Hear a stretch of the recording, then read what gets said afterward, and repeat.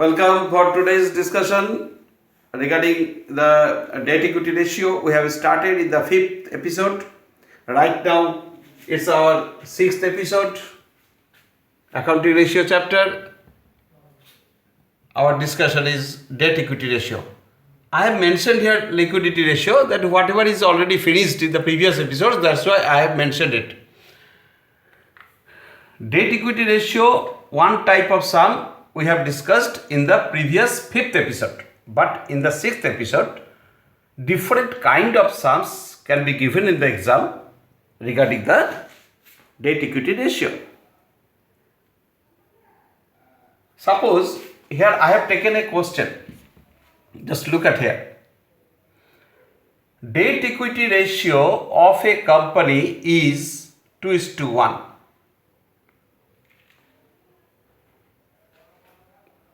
A company at the end of the financial year, debt equity ratio is 2:1.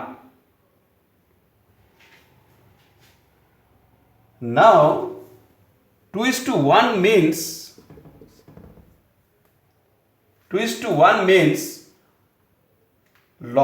debt by equity. That is, maybe debt is 20,000 and equity is 10,000. So it will be 2:1. Maybe debt is 2 lakhs and equity is 1 lakh. Then also it may come 2:1 by cutting this. So question में बोल दिया कि एक company है जिसका date equity ratio है 2:1. इस situation में if company makes some transactions, so these are the transactions given in the question, कि ये ट्रांजैक्शन क्या इस रेशियो को इंक्रीज करेगा कि डिक्रीज करेगा, घटाएगा, रेशियो घट जाएगा, ये ट्रांजैक्शन के आधार पर ये रेशियो घट जाएगा, कि ये ट्रांजैक्शन के आधार पर रेशियो इंक्रीज करेगा, कि इस ट्रांजैक्शन के आधार पर इस रेशियो में कोई चेंज नहीं आएगा, मतलब नो ऑल्टर. ये रीजन के साथ आपसे पूछा गया है. इन board exam maximum time this type of the question also come, and the how to calculate the in the 5th episode whatever I have discussed, the item amount given, calculate the ratio, that also may come. So no one sum can be estimated under or greater. So now we have to discuss this type of the sum we have discussed in the case of the current ratio also. Just look it here. First transaction is issue of new equity share by cash. Suppose एक company है जिसका डेब्ट है 2 लाख और equity है 1 लाख. तब ना ये 2:1 हो रहा है. तो हम एज्यूम करना पड़ेगा आपको यहाँ पे कि debt by equity, that is debt equity ratio आपको क्वेश्चन में दे दिया 2:1. तो आप एज्यूम कर लो कि debt is 2 lakhs and equity is 1 lakh. Now you think about this transaction, issue of new equity share by cash. How much amount of equity share capital has come by issuing new share? That amount is not given. You can assume, suppose 20,000 amount has come in the company by issuing new equity share. तो अगर new share issue होगा तो new share capital होगा, new equity share capital आपका 20,000 बढ़ जाएगा, और equity share capital तो इक्विटी में आता है. तो आपका पहले था 1 लाख, अभी 20,000 इक्विटी शेयर कैपिटल और बढ़ जाएगा, तो इक्विटी में कितना होगा? 1,20,000 हो जाएगा, है ना। लेकिन बदले में क्या हुआ, कंपनी में पैसा आया, दैट इज बैंक इंक्रीज किया, 20,000। सो बैंक क्या होता है ना, बैंक होता है करेंट एसेट। करेंट एसेट्स के साथ डेट टू इक्विटी रेशियो का तो कोई कनेक्शन नहीं है। तो डेट मतलब लॉन्ग टर्म बोरोइंग्स जो 2 लाख था वो 2 लाख ही अभी भी है। तो रेशियो पहले था 2:1, that is 2 lakhs by 1 lakhs by assumption. ये ट्रांजैक्शन के आधार पर इक्विटी बढ़ के हो गया 1,20,000। अगर 20,000 नहीं होगा, 10,000 होगा तो 1,10,000, कुछ तो बढ़ा। जब नया इक्विटी शेयर इशू हुआ है by cash, that means new equity share capital आया, that is the share holders fund improve किया। शेयर होल्डर्स फंड कहाँ रहता है, इक्विटी, दैट इज नीचे का पोर्शन, ये अमाउंट ज्यादा हुआ। 3030 कट गया, ये 0 कट गया, 20/12, दैट इज 12 1 12.8, 6 12 72, अगेन 6 सो 1.67:1। तो पहले का रेशियो क्या था आपका, बोला गया था क्वेश्चन में 2:1। अभी ये न्यू इक्विटी शेयर इशू करते हुए ये रेशियो डिक्रीज हुआ। तो आपको आंसर ये आपका जस्ट कैलकुलेशन करने के लिए वर्किंग पार्ट है, लेकिन आंसर आपको कैसे लिखना पड़ेगा, जैसे पहले भी हम लोग करेंट रेशियो के लिए लिखे थे, सेम फॉर्मेट इस तरह आएगा। इफेक्ट या सीरियल नंबर, ए नंबर डाल दिया आप, क्वेश्चन का ए नंबर। इफेक्ट क्या हुआ, डिक्रीज। डिक्रीज क्यों ना, रेशियो 2:1 से घट के 1.67:1 हो गया, मतलब डिक्रीज हुआ। 1 की तरह ठीक रहा, लेकिन 2 से घट के 1.67 हुआ तो घट गया। कैसे, रीजन क्या लिखेंगे, इट मतलब transaction, it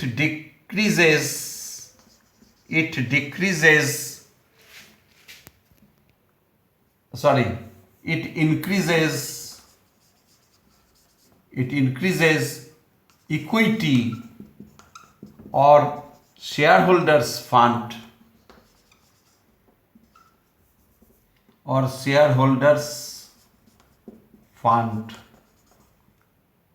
but no effect in the long term borrowings। मतलब ऊपर में जो लॉन्ग टर्म बोरोइंग लिखते हो उसमें कोई चेंज नहीं आया, 2 लाख का 2 लाख ही रहा, लेकिन आपका शेयर होल्डर्स फंड में नया इक्विटी शेयर इशू करके जो फंड आया था और शेयर कैपिटल बढ़ गया, तो इक्विटी या शेयर होल्डर्स फंड इंक्रीज किया, इसीलिए आपका वो रेशियो 2:1 से घट गया है। बस हो गया। नाउ बी नंबर में देखें क्या है, एक एग्जांपल ली, जो अलग सेपरेट ट्रांजैक्शन के लिए आपको फिर नए तरीके से समझना पड़ेगा, सोचना पड़ेगा वर्किंग करके, तब you can decide that ratio decreases और इंक्रीजेज और not alter. But 2 lakh 1 lakh आप ले ही सकते हो, क्योंकि 2:1 बोला गया आपको। सेकेंड बोल रहा है इशू ऑफ डिवेंचर इशू किया। अच्छा, डिवेंचर अगर इशू किया, सपोज 2 lakhs by 1 lakh था, डिवेंचर क्या है, debenture is the item of डेप्ट लॉन्ग टर्म बोरोइंग्स। सपोज 20,000 का डिवेंचर इशू किया, तो डिवेंचर इशू करके कंपनी में जो फंड आता है that is called the loan, वो भी बैंक में पैसा आ रहा है, लेकिन लोन बढ़ रहा है, that is the long term loan बढ़ रहा है, डिवेंचर बढ़ रहा है। सो डेप्ट आपका 2 लाख पहले अगर था तो 2 लाख से अभी 20,000 बढ़ गया, लेकिन उसके लिए शेयर होल्डर्स फंड में कोई चेंज नहीं हुआ, वो जैसा था 1 लाख वैसा ही है। तो अभी क्या सिचुएशन आ रहे, 2,20,000 बाई 1 लाख, यानी 3010, ये 0 काट के पॉइंट, तो 2.2:1, दैट इज पहले कितना था 2:1। अभी ये transaction issue of debenture issue करने के बाद सिचुएशन आ रहे हैं कि रेशियो इंक्रीज कर रहा है, रेशियो क्या हुआ, इंक्रीज किया। तो इसका आंसर कैसे लिखेंगे आप, इंक्रीज, इफेक्ट में लिखना पड़ेगा इंक्रीज। क्यों, इट इंक्रीजेस डेप्ट but no effect in shareholders fund. It's okay. Complete this. Now come to the C number example I have taken. Again you have to omit this, and again you have to think about this as assumption. 2 lakh by 1 lakh 2:1 transaction. Redemption of long term debenture. Company का long term debenture था, इस साल में वो debenture चुकाया। Suppose 50,000 debenture loan लिया हुआ amount था, जो डिवेंचर चुकाया कंपनी। रिडेम्पशन मतलब चुकाना, रिडेम्पशन मीन्स चुकाना। 50,000 रुपीज चुका दिया तो बैंक से पैसा चला गया, बैंक डिक्रीज हो गया। बैंक है क्या, बैंक तो है करेंट एसेट डिक्रीज हुआ। इक्विटी में कोई चेंज नहीं हुआ, शेयर होल्डर्स फंड में कोई चेंज नहीं हुआ, लेकिन लोन घट गया। लोन जो था 2,50,000 रुपया अगर लोन चुका दिया, तो चुका देने के बाद तो 2 लाख नहीं रहेगा ना, तो 2 लाख से लोन चुका दिया 50,000, तो घट गया आपका लॉन्ग टर्म बोरोइंग्स या डेप्ट, और इक्विटी जैसे का तैसा ही रहा 1 लाख, तो 1.5 lakh by 1 lakh. So in this way you have to cut again point. So answer is coming 1.5:1. So 2:1 से 1.5:1 हो गया, that is डिक्रीज किया। आंसर में आपको क्या लिखना है, डिक्रीज, इफेक्ट डिक्रीज। क्यों, क्योंकि इट डिक्रीजेस डेप्ट, मतलब लॉन्ग टर्म लोन को घटाया, but no effect in share holders fund, या नो इफेक्ट इन इक्विटी, ये भी लिख सकते हो। शेयर होल्डर्स फंड मतलब equity, it is already done. Number D is coming. For example I have taken 4. Again you have to omit this working part for this. Again you have to assume 2:1, that is the 2 lakhs by 10, 1 lakhs, 20 lakhs by 10 lakhs, whatever may be. Goods purchased on credit. अब देखो goods किसको बोलते हैं, stock. अगर goods खरीदा है, stock खरीदा है, तो स्टॉक मतलब इन्वेंटरी। इस टॉपिक का साम्स के लिए आपको, इस टॉपिक का साम्स के लिए अकाउंटिंग इक्वेशन जो 11 में किए थे फर्स्ट चैप्टर, माने 11 अकाउंटेंसी का 5th चैप्टर में था वो अकाउंटिंग इक्वेशन चैप्टर, वो चैप्टर का नॉलेज इसमें काम देगा आपको। इन्वेंटरी बढ़ गया, सपोज गुड्स परचेस किया 10,000 का, by amount also the question में भी गिवन, तो अमाउंट दे दिया तो 10,000 ही लेना है, अमाउंट नहीं दिया तो एग्जाम्पल ले लेंगे, एज्यूम करेंगे आप। सपोज 10,000 का गुड्स परचेस किया ऑन क्रेडिट, तो इन्वेंटरी इंक्रीज किया 10,000। भाई इन्वेंटरी तो होता है करेंट एसेट बढ़ गया, डेट या इक्विटी में तो कोई संपर्क नहीं है इसका। और क्रेडिट में खरीदा है, credit purchase that is the creditors increase किया 10,000, creditors is the current liability. So both the effect is in the current asset and the current liabilities. This transaction neither affects the debt nor affects equity. So no effect here. As usual, 2:1 after this transaction also. So you have to write the reason here. Not alter. Why? It does not affect either debt or shareholders fund at all. ये लिख के भी से खत्म कर सकते हैं, नहीं तो इसके साथ लिख सकते हो also you can write it increases current asset and also increases current liability by same amount. So it affects in current ratio.